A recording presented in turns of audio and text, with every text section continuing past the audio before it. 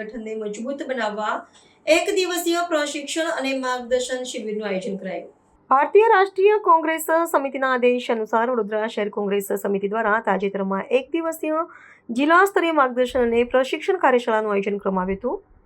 વડોદરા ખાતે આવેલા સંગઠનાત્મક કાર્યક્રમમાં પક્ષના પાયાના કાર્યકરોને આગામી રાજકીય રણનીતિઓથી માહિતગાર કરવાનો મુખ્ય ઉદ્દેશ રાખવામાં આવ્યો હતો.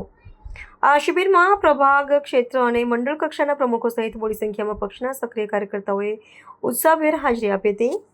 ગુજરાત પ્રદેશ કોંગ્રેસ સમિતિના પ્રમુખ શ્રી અમિત ચાવડાના સીધા માર્ગદર્શન હેઠળ આયોજિત તાલીમ કાર્યશાળામાં પક્ષના સંગઠનને મૂળ સ્તરથી વધુ મજબૂત અને સક્રિય બનાવવા પર ભાર મૂકવામાં આવ્યો હતો.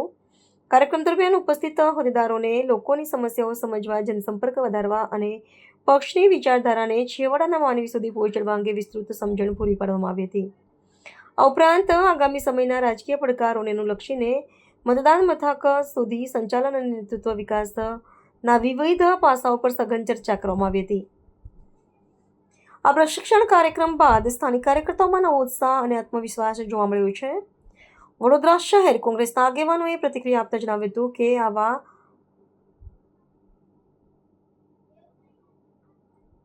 તાલીમ સત્રો થકી કાર્યકરોની કાર્યક્ષમતામાં વધારો થશે અને પક્ષનું માળખું વધુ સુદૃઢ બનશે. આગામી દિવસોમાં રાજ્યના અને જિલ્લાઓમાં પણ સમાન પ્રકારની કાર્યશાળાઓ યોજવાની રૂપરેખા તૈયાર કરવામાં આવી રહી છે, જેથી સમગ્ર પ્રદેશમાં સંગઠનાત્મક માળખાને વેગવંતુ બનાવી શકાય. વડોદરા શહેર કોંગ્રેસ દ્વારા મંડળ અને સેક્ટરના પ્રમુખોની ટ્રેનિંગનું આયોજન કર્યું છે. ગુજરાત પ્રદેશ કોંગ્રેસ સમિતિના પ્રમુખ આદરણીય અમિતભાઈ ચાવડા સાહેબની સૂચનાથી આખા ગુજરાતમાં આ ટ્રેનિંગનું આયોજન થાય છે.